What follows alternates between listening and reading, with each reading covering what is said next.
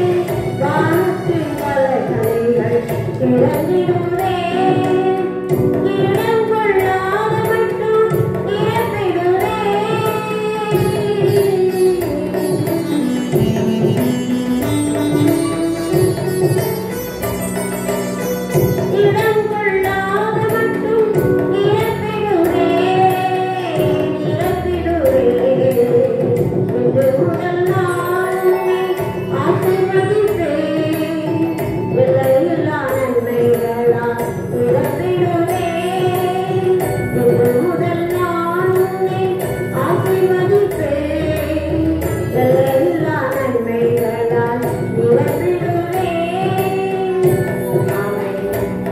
இந்த வருடத்தின் முதல் மாதத்தில் கூட ஆண்டவர் கொடுக்கிற வாக்குத்தம், நான் இன்று முதல் உங்களை ஆசீர்வதிப்பேன்.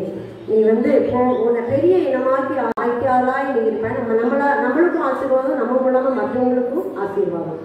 நீ எங்க போனாலும் நான் உனக்கு காவலா இருப்பேன். சொன்னதை செய்வனும் உன்னை கைவிடவே மாட்டேன். யாக்கோபு கொடுத்த ஆசீர்வாதம், நீ வாழ் இந்த தேசம் உனக்கு தந்திடுவேன். நம்ம இருக்கிற இடத்துல சுதந்திரமாக நமக்கு என்ன செய்வார், தந்துடுவாரு. பரவி பாய்கிற ஆறுகள், ஆறு போகிற இடம்லாம் பாருங்க செழிப்பு, அங்குள்ள மரங்கள்லாம் செழிப்பா இருக்கும். அதே மாதிரி நம்மையும் கொண்டு ஆண்டவர் மற்றவர்களை செழிப்பாக மாற்றுவார். நதியோரம் வளர்கின்ற தோட்டம் நம்ம தான், வாசனை தருகின்ற சந்தனமும் நீங்க தான் அப்படின்னு இந்த அருமையான ஒரு பாடல் பெருமாள் படைக்கு. 10% நீ கொடுத்தால் நம்ம ஆசீர்வாதம் வேணும்னு கேட்கல, ஆண்டவருக்கு கொடுக்கணும். கொடுத்தாதான் ஆசீர்வாதம். 10% நம்ம ஆண்டவருக்கு என்ன செய்யணும், கொடுக்கணும். நமக்கு வரக்கூடிய வருமானத்துல 10% ஆண்டவருக்காக கொடுக்கும்போது வானத்தின் பலகணிகள் அவர் திறந்து இடம் கொள்ளாத மட்டும் நிரப்பிடுவாராம். இது அவர் கொடுக்கிற ஆசீர்வாதம். நீங்க கொடுத்து பாருங்க, ஆண்டவருக்காக கொடுத்து பாருங்க, அவர் உங்களை நிரப்புவார். அப்படிப்பட்ட கிருபைகளை இந்த நாள்ல ஆண்டவர்களுக்கு தருவார். ஆமே. இந்த நாள்ல கூட ஒரு சிறு செய்தி நான் சொல்லிட்டு அப்புறம் அவங்க பேசுவாங்க. இந்த வருஷத்துல எனக்கு கூட ஆண்டவர் கொடுத்த வாக்குத்தத்தம், எப்பவுமே முன்னோட்டியை ஜெபிப்பேன். ஆண்டவர் அந்த வார்த்தைகள் மூலமாக பேசி வாக்குத்தத்தம் தருவார். அந்த வார்த்தையை கூட அந்த வருஷம் முழுக்க நடத்துவார். அதுதான் ஆச்சரியம். போன வருஷம் எனக்கு வாக்குத்தத்தம் என்னன்னா, சங்கீதம் 65 வருஷத்தை நன்மையால் முடிசூட்டுவி, அதன் சாலைகள் எல்லாம் நெய்யால் பொழியும். ஆனால் வருஷம் முழுசும் வேதனை தான், டாக்டர் போனோம், சுகவீனம் தான். ஆனால் நான் கூட என்ன செய்யணும், நீங்கள் வருஷத்தை நன்மையான முடிச்சுட்டுவே சாலையெல்லாம் நெய்யால் பொழியும்னு சொன்னீங்க. இவ்வளோ பாடுகள் இவ்வளோ வேதனையில இருந்திருக்கோம் அப்படின்னு ஒரு நாள் ஆண்டவர்கிட்ட கேட்டேன்.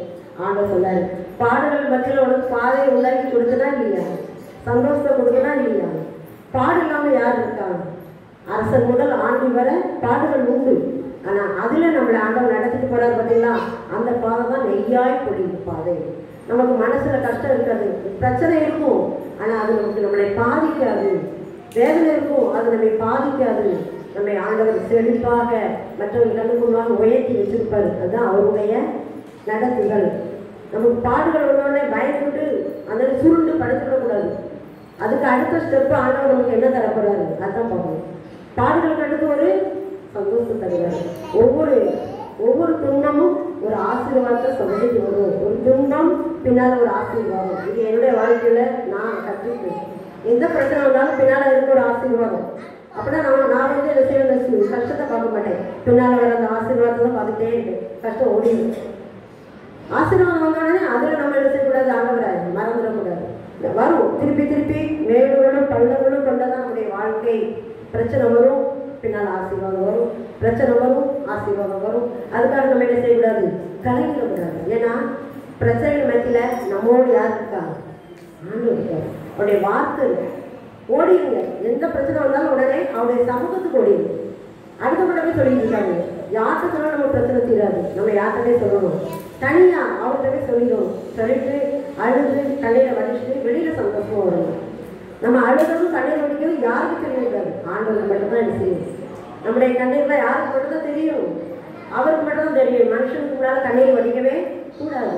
ஆண்டவர் கண்ணீரை விடாமல் அடக்கிக்கொள், காத்துக்கொள் அப்படின்னு நிறைய வசனம் சொல்லுவார். நம்ம வாழ்க்கையில நம்ம நிறைய பிரச்சனைகள் வரும்போது என்ன செய்யணும், கலரும் போது நீங்க என்ன செய்யணும், அமைதியா ஆண்டோடைய பாத்திரம் இருக்கும். ஒண்ணுமே செய்யக்கூடாது. என்ன செய்வோம் அப்படின்னு கலக்கம் வரும்போது ஒண்ணுமே செய்யக்கூடாது. அமைதியா ஆண்டோடைய பாத்திரம் காத்துக்கணும். அப்ப அதுல இருந்து விடுதலை நமக்கு கிடைக்கும். இவங்க சில பேர் தான் ஜபத்துக்கு வருவாங்க, வந்துட்டு தாக்கத்தோடு வருவாங்க. ஐயா எனக்கு இந்த பிரச்சனை இருக்கு, என்ன செய்யணும், அமைதியா இருக்கு அப்படின்றாங்க, பொறுமையா இருக்கு அப்படின்வாங்க. அவங்களை எப்படி இருக்கு சொல்லுங்க, அவங்களே பிரச்சனையோடு வராங்க. அப்போ அந்த பிரச்சனைக்கு இப்படி நடக்கும் இப்படி நடக்கும் அப்படின்னு ஒரு காரியத்தை சொல்லது கிடையாது. நீ அமைதியாயிரு, இந்த வார்த்தையை சொல்லிட்டு அமைதியாயிரு ஆண்டவர் நடத்துவார் அப்படின்றவாங்க. அவங்க நினைப்பாங்க இவர்கிட்ட வந்து கேட்கணுமே, இவர் இப்படி சொல்லிட்டாரு அப்படின்னு மனஸ்தானோட தான் போவாங்க. கொஞ்ச நாள் கழித்து வருவாங்க, ஐயா நீங்கள் சொன்ன மாதிரி நான் அமைதியாக இருந்தேன், எனக்கு அந்த காரியத்தை ஆண்டவர் நல்லபடியாக நடத்தி முடிச்சுட்டாரு அப்படின்னு. அப்போ ஆண்டோடைய அவங்க வாயிலிருந்து வருகிற ஒவ்வொரு வார்த்தையும் ஆண்டோடைய வார்த்தை. அவங்க வந்து தன்னால் பேச மாட்டாங்க, ஆண்டோடைய வார்த்தையை தான் பேசுகிறாங்க. அதனால் ஆண்டு நிச்சயமாக அந்த வார்த்தைக்கு என்ன செய்வார், ஆசீர்வதிப்பார். நான் வந்து எப்படின்னா ஆண்டோடைய வார்த்தையை பிடிச்சிருவேன். எதுக்குனாலும் அவருடைய வார்த்தை எனக்கு ஒரு பிரச்சனை வந்துட்டு உடனே ஆண்டோடைய பிள்ளையாளர் என்ன செய்யணும், ஒரு வார்த்தை தருவார், அதை பிடிச்சிருவேன்.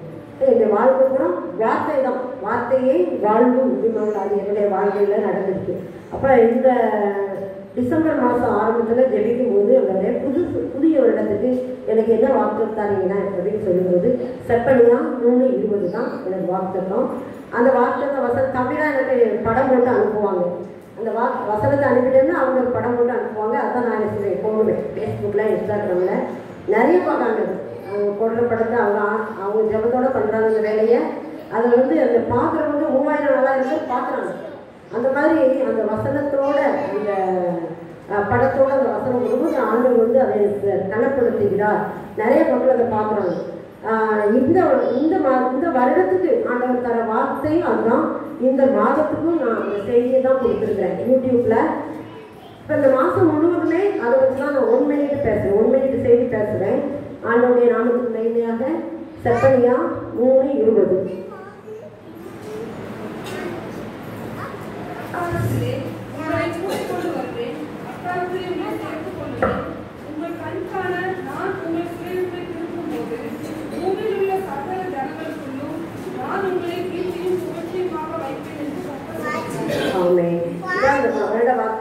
இந்த மாசத்துல தான் நான் செய்தி கொடுத்துட்டேன். 4 காரியம் சொல்றாரு பாருங்க. அக்காலத்திலே உங்களை கூட்டிக் கொண்டு வருவேன். கூட்டிட்டு வந்திருக்காரா இல்லையா போங்க அந்த இடத்துக்கு, அதான் அவருடைய வார்த்தை நிறைவேறுகிறது. கூட்டிக் கொண்டு வருவேன். கூட்டிக் கொண்டு வருவேன்னா எங்க, அவருடைய சமூகத்துக்கு. அப்புறம் அக்காலத்தில் உங்களை சேர்த்துக் கொள்ளுவேன். 2வது சேர்த்துக் கொள்றாங்க. நம்மளாம் தள்ளிவிடப்பட்டவங்க போல இருப்போம் நிறைய காரியங்கள்ல.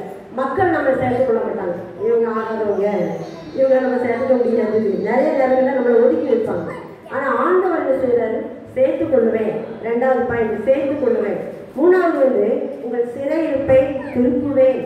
சிறையிருப்பு அப்படின்னு சொன்னாலே நிறைய சிறையிருப்பு நம்முடைய வாழ்க்கையில. சிறையிருப்பு நிறைய எல்லாருக்கும், எல்லாருடைய வாழ்க்கையிலையும் சின்ன பிள்ளைகளுக்கு பெரிய ஆட்கள் வரை ஒரு சிறையிருப்பு, ஊழியக்காரர்களும் இருக்கு. சிறையிருப்புனா நம்ம வந்து சிறைப்படுத்தி வைத்திருக்கிற சில காரியங்கள் தான் சிறையிருப்பு. வியாதி ஒரு சிறையிருப்பு தான், பாவம் ஒரு சிறையிருப்பு தான், அடிமைத்தனம் ஒரு சிறையிருப்பு தான். நிறைய சிறையிருப்புகள் உண்டு. போராட்டம், பிரச்சனை எல்லாமே சிறையிருப்புகள் தான். இந்த சிறையிருப்புகளை எல்லாம் இந்த வருடத்துல ஆண்டவர் திருப்புவேன் அப்படிங்கிறார். திருப்புவேனா இல்லாம ஆக்கிடுவேன், மாற்றி போடுவேன். இப்ப நம்ம வந்து ஸ்கூல்ல வந்து பிள்ளைங்க என்ன செய்வாங்க, இது மார்க் பண்ணி போயிட்டு இருப்பாங்க. லெஃப்ட் ரைட்டாக போடுவாங்க. அபோட்டான் போடும்போது முழுவதுமாக என்ன செய்வாங்க, திரும்புவாங்க. அது மாதிரி நம்முடைய காரியங்களை முழுவதுமாக நான் என்ன செய்வார், திருப்புவேன். சிறையிருப்புகளை திருப்புவேன் அப்படின்னு இருக்கிறாரு. உங்களுக்கு தெரியும் உங்க மனசுல என்ன சிறையிருப்பு நம்மகிட்ட இருக்கு, நம்ம எதுல சிறைப்பட்டு இருக்கோம் அப்படின்னு நமக்கு தெரியும். அதை மாற்றுவார் இந்த வருடத்துல ஆண்டவர். வறுமை ஒரு சிறையிருப்பு தான், தரித்திரம் ஒரு சிறையிருப்பு தான், கடன் பிரச்சனை ஒரு சிறையிருப்பு. சில பேருக்கு எவ்வளவுதான் சம்பாதிச்சாலும் நிற்காது, புத்தலான கையில போடுற மாதிரி. சில பேருக்கு ஆண்டவர் வந்து ஆசீர்வாதத்தை அப்படியே என்ன செய்வார், கொடுத்துட்டே இருப்பார். சில பேருக்கு வரும் நிறைய வருமானம், கையில காசே என்ன செய்யாது இருக்காது. இதெல்லாம் சிறையிருப்பு. இந்த மாதிரி சிறையிருப்புகளை எல்லாம் ஆண்டவர் இந்த வருஷத்துல நமக்கு மாற்றுவேன் அப்படின்னு இருக்காரு. ஆண்டோட பிள்ளைகளை அவர் விசுவாசிக்கிறவங்களுக்கு ஆண்டவர் நடத்துறது அதிசயமா இருக்கும். ஒண்ணுமே இருக்காது, ஆனா காரியம் செய்யும், நடந்துடும். இந்த மாடி கட்டும் போது எங்க கையில வந்து 4 லட்சம் ரூபா தான் இருந்தது, என்னுடைய பிஎஃப் பணம். ஏன்னா அந்த பிஎஃப் பணத்தை எடுத்து தான் பிள்ளைகளுக்கு கல்யாணம், டெலிவரி எல்லாம் அதான். எங்களுக்கு ஒரு சம்பளம் தான். இவங்க ஊழியம் பண்ணுவாங்க. நான் ஊழியத்தில் வந்து நம்ம பெருசாக எதையும் எதிர்பார்க்க முடியாது, அதை உள்ள நம்ம போட முடியாது. 4 லட்சம் ரூபாய் எங்கள் கையில் இருந்துச்சு இந்த மாடி கட்ட ஆரம்பிக்கும்போது. எஸ்டிமேட்டு நாங்கள் உத்தேசமாக 16 லட்சத்துக்கு போட்டு வச்சுருக்கோம். ஆனால் அந்த கான்ட்ராக்ட் பையன் என்ன பண்ணிட்டாரு, நாங்கள் இந்த வீடு இருக்கிறது மட்டும்தான் மாடியாகணும்னு நினைச்சோம். அவர் முன்னால் வந்து அந்த போட்டிக்கோவை இழுத்து தூள் போட்டு நல்லா பெருசாக கட்டி விட்டாரு. கடைசி பார்த்தீங்கன்னா அந்த ஒரு தூணுக்கே எவ்வளோ இருக்கும், கீழே இருக்கிற தூணு அதுக்கு இல்லை, அதுக்கே 1 லட்சம் ரூபா இருக்கும், ஒரு தூணுக்கே 1 லட்சம் ரூபா இருக்கும். எங்களுக்கு உடனே தெரியாது அதை பற்றியெல்லாம். நாங்கள் ஆண்டவர் நம்பி ஆண்டோட பொறுப்பை ஒப்படைச்சிட்டு நாங்கள் நடத்திட்டு இருக்கோம், வேலையை நடத்திட்டு இருக்கோம். நான் கொஞ்சம் எல்ஐசியில் லோன் போட்டேன். 4 லட்ச ரூபாய்க்கு தான் ஆரம்பித்த வேலையை ஆண்டோட செஞ்சாண்டவரே நீங்கள் தான் நடத்தணும், இந்த வேலையை எங்களுக்கு தெரியாது நடத்துனார். கொஞ்சம் எல்ஐசியில் லோன் போட்டோம். என்னுடைய நகை எல்லாம் என் பிள்ளைங்க நகை எல்லாத்தையும் வாங்கி வச்சாச்சு. வாங்கி வச்சு கட்ட ஆரம்பிச்சாச்சு. ஏன்னா அவன் வேற இழுத்து விட்டுட்டானே, முடிக்கணுமே. இப்போ நாளில் வந்து எத்தனை கட்டணம் ஆரம்பிச்சுட்டு முடிக்க முடியாமல் இருக்காங்க. ஆனால் ஆண்டுடைய கிருபை தான் எங்கள் முடிக்க முடியாமல் இருக்குது. இதெல்லாம் கட்டி முடிச்சுட்டான். பூசலை கட்டி செங்கக்கட்டு கட்டி முடிச்சாச்சு. பூசலை, டைல்ஸ் பதிக்கலை, ஒன்றுமே செய்யலை, எந்த வேலையும் செய்யலை, மேலே வேலை நடக்கலை. அந்த தம்பி இறந்துட்டார். அவருக்கு கிட்டத்தட்ட 40-42 வயசு தான் இருக்கும். திடீர்னு கேன்சர் மாதிரி வந்து இறந்துட்டார். எங்களுக்கு அதில் கொஞ்சம் நஷ்டம் ஆயிடுச்சு. ஆனாலும் கூட நாங்கள் ஆண்டவரை பார்த்தோம். எங்களுக்கு தெரியாது, இந்த இது எப்படி தெரியும், ஒன்றுமே தெரியாது. கான்ட்ராக்ட் வேலையை பற்றியா, பில்டிங்கை பற்றியா, அது கட்டுமானத்தை பற்றி ஒன்றுமே தெரியாது. எனக்கு தெரியாது, அண்ணனுக்கு தெரியாது. நான் ஸ்கூலுக்கு போவேன், அண்ணன் வீட்டுக்கு போவாங்க. வீட்டை திறந்து கொடுத்துட்டு போயிடுவோம். அவங்க வந்து சாவி ஒரு சாவி மட்டும் தான் வச்சுருப்போம், திறந்து கொடுத்து போயிடுவோம். அப்படி தான் இன்வெர்டர்லாம் வச்சுருக்காங்க, உட்காந்துட்டாங்க டைல்ஸ் வரைக்கும். அப்போது அந்த மாதிரி எல்லாம் ஆண்டவர் தான் நடத்தினாரு. நாங்கள் ஒப்படைச்சிட்டு போயிட்டு இருந்தோம். இப்படி நடந்து முடிஞ்சுது. 50 லட்சம் ஆயிருக்கு. கீழே மேலே கட்டுறதுக்கு மாடியில் ஒரு ரூம் போடணும் அப்படின்ட்டாங்க. மாடியிலையும் பாத்ரூமு எல்லாம் போட்டு 50 லட்சம் ரூபா ஆயிருக்கு. எப்படி நடந்துச்சு? கொஞ்சம் கடன் தான், ஒன்றும் தெரியாது. ஆனால் ஆண்டு ரொம்ப நேரம் வரேன், அங்கே கடனாகக்கூடாது, இதை அடைக்கணும், அதுக்கு எங்களுக்கு வழி தடுத்தாங்க. எனக்கு இப்போ இருக்க சம்பளத்துக்கு ரிட்டையர்ட் ஆகும்போது இந்த பணம் வந்துன்னா காணாது. என்ன செய்வீங்களோ எங்களுக்கு தெரியாது. எல்லா பொறுப்பையும் நாங்கள் அவர்கிட்ட தான் ஒப்படைப்போம். எந்த காரியம்னாலும் அவர்கிட்ட ஒப்படைக்க பழகுங்க, அதிசயமாக நடக்குங்க. எனக்கு அற்புதமாக ஆண்டாண்டு செஞ்சார். ஒரு ப்ரொமோஷன் தந்தார். அது 80ஆம் வருஷத்தில் ஆண்டவர் வாக்கு தந்தார். 2017 தான் கிடச்சிது. 37 வருஷம் காத்திருந்து கிடச்சிது. அத்தனை வருஷம் காத்திருந்ததும் ஆசீர்வாதம். சில பிரச்சனைகள் நம்மளுக்கு நடக்கலன்னு வருத்தப்படாதீங்க. காத்திருக்கும் போது வந்து ஆசீர்வாதத்தை கொண்டு வரும். தாமதத்தாலும் ஆசீர்வாதமாக இருக்கும். தாமதம் ஆகும் சில காரியம், அது ஒரு ஆசீர்வாதமாக இருக்கும். அதனால எனக்கு என்னாச்சு அப்படின்னா, ப்ரொமோஷன் வேலை அந்த பணம் அடுத்த பே கமிஷன் போட்டாங்க. ப்ரொமோஷனில் வந்து நல்லா அந்த நேரம் கொஞ்சம் சம்பளம் பிடிச்சி அப்புறம் பே கமிஷன் போட்டாங்க. அந்த நேரம் எங்கள் கூட வேலை பார்க்குற டீச்சர்ஸும் உங்களுக்கு ப்ரொமோஷன் வராது, பே கமிஷனும் வராதுன்னு சொன்னாங்க. நான் நம்பினது அவர் ஆண்டவருடைய வார்த்தையை. அவர் அதை நடத்தி காமிச்சாரு. ப்ரொமோஷன் தந்தார், பே கமிஷன் அரியரும் வந்துச்சு. பே கமிஷனும் வந்து எங்களுக்கு எல்லாம் போட்டு தந்தாங்க. ஆண்டோடைய கிருபையினால இந்த கடன் எங்களுக்கு கடன் இல்லாமல் ஆண்டவர் மாற்றினார். அதிசயமாக நடக்குது. இது வந்து ஒவ்வொருவருடைய வாழ்க்கையிலும் ஒவ்வொரு விதமாக இருக்கும். எங்களுடைய வாழ்க்கையில் எப்படின்னா ஒவ்வொருடைய வாழ்க்கையில் வேறு விதமாக இருக்கும். அதை நிரப்புவார் ஆண்டவர். சிறை இருப்பை திருப்புவார். நம்ம யாருக்கும் கடனாளி, அன்பு கூறுகிற கடனை இல்லாமல் வேறு ஒன்றிலும் கடன்படாதீர்கள்னு சொல்லிட்டார். நம்ம கடன்பட வேண்டியது அன்பு. ஐயோ இவங்களுக்கு அதை செய்ய முடியலையே, இவங்களுக்கு இதை செய்ய முடியலையே, இவங்கள்ட்ட அன்பு காட்ட முடியலையே, இவங்களுக்கு நேசிக்க முடியலையே, அப்படிதான் நம்ம கவலைப்படுறோம். நம்ம வேற ஒன்றிலையும் கடன்படக்கூடாதுன்னு சொல்லி சிறை இருப்பை திருப்புவேன். 4வது பாயிண்ட், சகல ஜனங்களுக்குள்ள உங்களை கீர்த்தியும் புகழ்ச்சியுமாக வைப்பேன். இது நம்மளால செய்ய முடியாது. இது செய்யறது யாரு? அவர் தான். இது வந்து அவர் தான் செய்ய முடியும். நம்ம எங்கேயாவது நம்ம வந்து என் பேரை நான் பெருமைப்படுத்துவேன் அப்படின்னு சொல்ல முடியாது. இதெல்லாம் செய்யறது எல்லாமே அவர். அவர் சொல்லியிருக்கார், சகல ஜனங்களுக்குள்ள உங்களை கீர்த்தியும் புகழ்ச்சியுமாக வைப்பேன். நம்ம கீர்த்தி புகழ்ச்சி எல்லாம் நம்ம பெருசாக எடுக்கிறது கிடையாது. நம்முடைய வாழ்க்கையில இந்த பெருமைப்படுறது இதெல்லாம் நமக்கு வராது. நம்ம எப்படி தாழ்மையாக நம்ம நடக்கலாம் அப்படிங்கிற எண்ணம் தான் நமக்கு வரும். ஆண்டோட பிள்ளைங்க அப்படிதான் வரணும். அதனால் 4 காரியங்களை இந்த புதிய வருடத்துல ஆண்டவர் தரப்புறாரு. உங்களை கூட்டிக் கொண்டு வருவேன் அப்படின்ட்டாரு. எல்லாரும் அவருடைய சமூகத்துக்கு கூட்டிட்டு வருவாரு. 2வது சொல்லியிருக்காரு, உங்களை சேர்த்து கொள்ளுவேன். எல்லாரும் அவருடைய சமூகத்துல சேர்ந்து என்ன செய்யணும், நம்ம துதிக்கணும். கூட்டிக் கொண்டு வருவேன். நான் விசுவாசிக்கிறேன் எல்லாரும் வருவீங்க. இனிமே எல்லாம் மாசம் எல்லாரும் பேசுவீங்க, வருவீங்க. இன்னும் நிறைய பேர் ஆண்டவர் கொண்டு வர போறாரு. இந்த வருடத்துல ஊழியத்தை நல்லா மகிமைப்படுத்த போறாரு. நான் விசுவாசிக்கிறேன். ஏன்னா ஆண்டவர் சொன்னா அது மாறாது. உங்களை கூட்டிக் கொண்டு வருவேன், உங்களை சேர்த்து கொள்ளுவேன். எனக்கு இப்ப என்ன ஆசை அப்படின்னா, ஜெபம் ஏறெடுக்கணும். இந்த இடத்துல இருந்து நாங்கள் 3 நாள் தான் ஜெபிக்கிறோம். புதன், சனி, ஞாயிறு 3 நாள் பெண்களா ஒரு 7-8 பேர் தான் கூட்டி ஜெபிக்கிறோம். ஆனா பெரிய கூட்டமா ஜெபிக்கணும் அப்படின்னு எனக்கு ஆசை. எல்லா நாளும் கூட நம்ம இந்த இடத்துல இருந்து ஜெப தூபா ஏறெடுக்கப்படணும். அது என்னுடைய ஆசை. அது ஆண்டவர் உங்களை சேர்த்து கொள்ளுவேன் அப்படி இருக்கிறார்களா, உங்களெல்லாம் சேர்த்துட்டு வந்து உங்க உள்ளத்துல வாஞ்சையை கொடுத்து ஜெபிக்கிறதுக்கு ஆண்டவர் கூட்டிட்டு வருவேன். அதை நான் விசுவாசிக்கிறேன். அப்புறம் சிறை இருப்பை திருப்புவேன். எல்லாருடைய வாழ்க்கையிலும் இந்த வருடத்துல என்னென்ன சிறை இருக்கு, என்ன கஷ்டம் இருக்கு, என்ன பிரச்சனை இருக்கு, எல்லாத்தையும் அவர் திருப்ப போறாரு, மாற்ற போறாரு. 3வது 4வது எல்லாரும் சகல ஜனங்களுக்குள்ள உங்களை கீர்த்தியும் புகழ்ச்சியுமாக வைப்பேன். நீங்க நினைக்கலாம், இன்னைக்கு நம்ம இருக்கிற நிலைமையை பார்த்தா நம்மளை மற்றவங்க மதிக்க கூட மாட்டேங்கிறாங்களே, நம்மளை என்னத்தை கீர்த்தி புகழ்ச்சிமானவர் வைக்க போறாரு அப்படின்னு நினைக்கலாம். ஒரு நொடி பொழுதுல என்ன செய்வாரு, மாற்றி விடுவார் எல்லா சூழ்நிலைகளையும். அந்த 5 குஷ்டரோகிகள் என்ன பண்ணாங்க, பழைய ஏற்பாட்டுல அந்த யுத்தம் நடந்த இடத்துக்கு நம்ம போவோம். அதுக்கு முந்தின நாள் தீர்க்கதரிசி சொல்லியிருப்பாரு, நாளைக்கு இந்த நேரத்துல ஆண்டவர் வந்து செழிப்பை உண்டாக்குவாரு, வானத்தின் மதங்களை திறந்தா கூட அப்படி நடக்காது, அந்த அளவுக்கு செழிப்பை உண்டாக்குவாரு தீர்க்கதரிசி சொல்லுவாரு.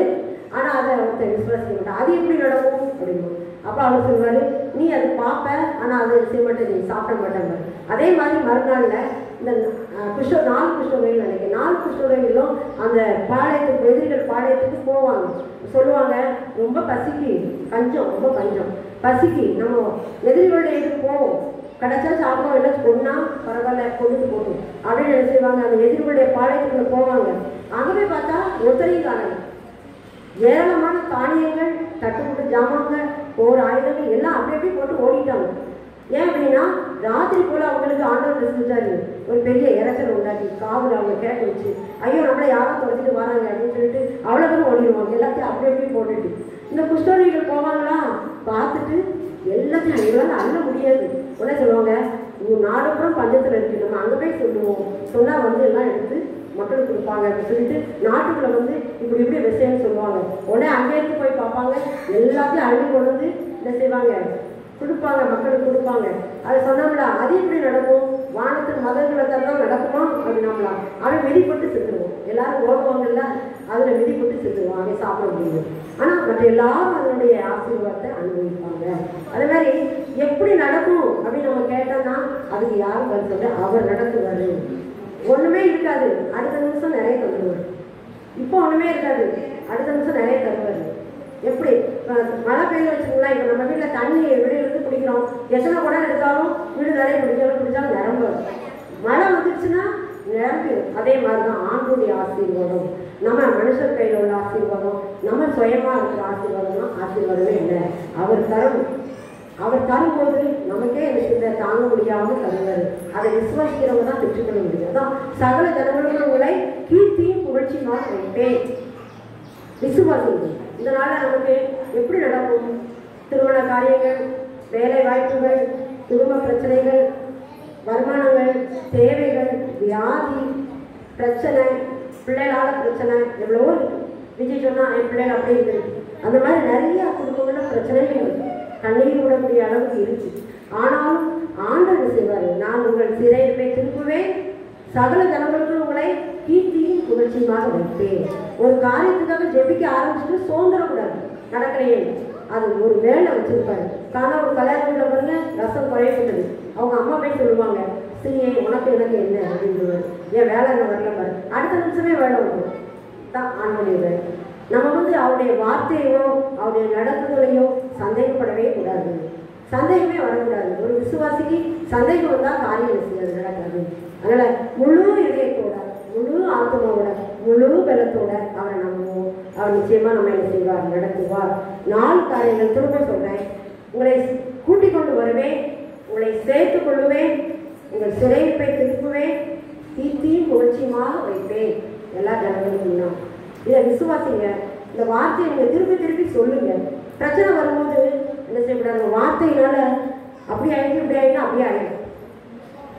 யோகி சொல்லுவாரு, நான் பயந்த காரியம் எனக்கு நேரிட்டது பாரு, அதனால நிறைய காரியம் ஒரு வாழ்க்கையில் செஞ்சு நடந்து. நம்ம வந்து பயப்படுத்த காரியம் வரும்போது அதுல விசுவாச வார்த்தை பேசணும். சோர்ந்து போய் அவ்வளவுதான் முடிஞ்சு போச்சு, இனிமே என்ன நடக்க போகுது, இந்த மாதிரி வார்த்தைகளை என்ன செய்யக்கூடாது, வரக்கூடாது. ஆண்டவர் எல்லாத்துக்கும் மேலாக இருந்து செய்வார், செயல்படுவார். அதை விசுவாசிங்க. எப்படி சிவந்த சமுத்திரத்தை 2ஆம் பிளந்து மோசையை கூட்டிட்டு போனாரா இல்லையா? யாராலும் முடியுமாது? அந்த மக்கள்லாம் ஓடி கொடுத்தாங்க, மோசே விசுவாசம். அவன் விசுவாசத்தை கொண்டு ஆண்டவர் செயல்பட்டார். நம்ம குடும்பத்தில் எல்லாருமே விசுவாசத்தை கொண்டு நம்ம விசுவாசம். ஒரு ஆளுடைய விசுவாசம் மேலே அந்த குடும்பத்தில் நடக்கணும். சில குடும்பத்தில் இப்போ எங்கள் பிள்ளை ஐயா வரமானது நான் ஆண்டவர்கள் வந்தேன். ஆனால் அதுக்கப்புறம் தான் ஐயா வந்தாங்க. ஐயா பலமும் வச்சுட்டாங்க, உற்சாகம் முடிவு செய்ய. அது மாதிரி நம்ம வந்து யாரையும் அற்பமாக நினைக்க முடியாது. நம்ம குடும்பத்தில் அவங்க வரலையே, அவங்க நம்மளை முன்னால் வந்து செய்வாங்க, உற்சாகமாக நிற்பாங்க. முந்தினோர் பெஞ்சினவராய் பிந்தினோர் முந்தினவராய். எதையுமே அற்பமாக நினைக்கக்கூடாது. எல்லாரையும் ஆண்டவர் பயன்படுத்தக்கூடிய காலம் வரும்போது பயன்படுத்துவார். அந்த விசுவாசம் நம்ம இருப்போம். ஆண்டவர் அற்புதம் செய்வார். என்னுடைய தம்பி வயிற்று வந்த முதல் வரிசையில் உட்காந்துருக்கிறான். அவன் மகனும் கல்யாணத்துக்காண்டி நாங்களும் இங்கே ஜெயிச்சுட்டே இருந்தோம். அவன் சிலையில் வேலை பார்க்கணும், நம்மளால ஜெயிச்சுட்டே இருந்தோம். கடைசி பார்த்தா ஒரு பிள்ளைய விரும்பினா சிலையில். கடைசி பார்த்தா அவர் பெரிய பாஸ்டர், அவரும் பிஷப் மகாபலம். கல்யாணம் அவ்வளோ அந்த சில்லுக்கு அவங்க சர்ச்சில் வருஷம் முடிச்சாங்க. எத்தனை கலசமே வச்சுருக்காங்க. அந்த அளவுக்கு ஆண்டவர் மகிமைப்படுத்தி அந்த மேரேஜ் நடத்தினாங்க. பொறுமையாக இருப்பான், ஜெபிப்பான், நல்லா ஜெபிப்பான். ஆண்டவருடைய ஜபத்துக்கு பதிலீடு செய்தார், கொடுத்தாரு. யாருனாலும் சரி, நீங்கள் மற்றவங்களுக்கு விதமாக எதுவுமே பேச வேண்டாம். எந்த காரியம்னாலும் ஆண்டோடைய பாத்திர போய் முழுமையாக சொல்லுங்க. அதாவது நம்ம நீதிமான ஆண்டோட போய் நிற்கக்கூடாது. நான் ஜெபிக்கும்போது அதான் சொல்லி ஜெபிப்பேன். ஆண்டவரே, எனக்கும் கோவம் வருது, நானே இப்படி இருக்கேன், என்னைக்கு ஆரம்பினாங்க. இப்போ கூட கோவம் கிடையாது, ஆரம்ப நாளில் ரொம்ப கோவம் வருது. என்னால் என்ன மாற்ற முடியாது, நீங்கள் மாற்றுங்க. அப்படிதான் ஒப்படைக்கும். அதுமாதிரி நம்ம வந்து ஒவ்வொரு காரியத்தையும் ஆண்டோட போய் சொல்லும்போது, நானே இப்படி இருக்கேன் ஆண்டவரே, என்னையும் மாற்றுங்க, அவங்களையும் மாற்றுங்க, என் பிள்ளைகளை மாற்றுங்க. பிள்ளைகளை நம்ம கண்டிக்கும் போது யோசிச்சு பாருங்க, அந்த பருவத்தில் நம்ம எப்படி இருக்கணும். அதே தான் நம்ம அந்த பருவத்தில் என்ன தப்பு செஞ்சோமோ அதே பிள்ளை செய்யும். நான் பார்த்துருக்கேன்.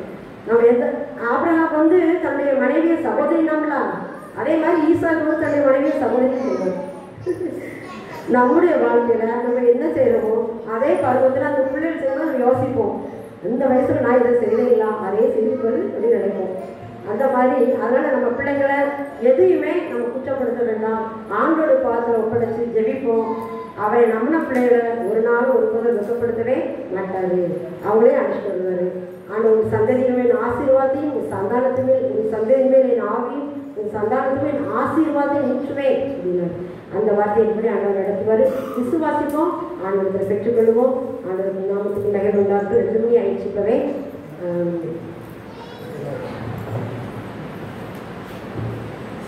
அறிவிப்பு இப்போ 37 வருஷம், பிப்ரவரி மாதம் 37 வருஷம், 37வது வருஷம் கூட போன வருஷம் நடக்கணும். இந்த வருஷம் வந்து 38வது.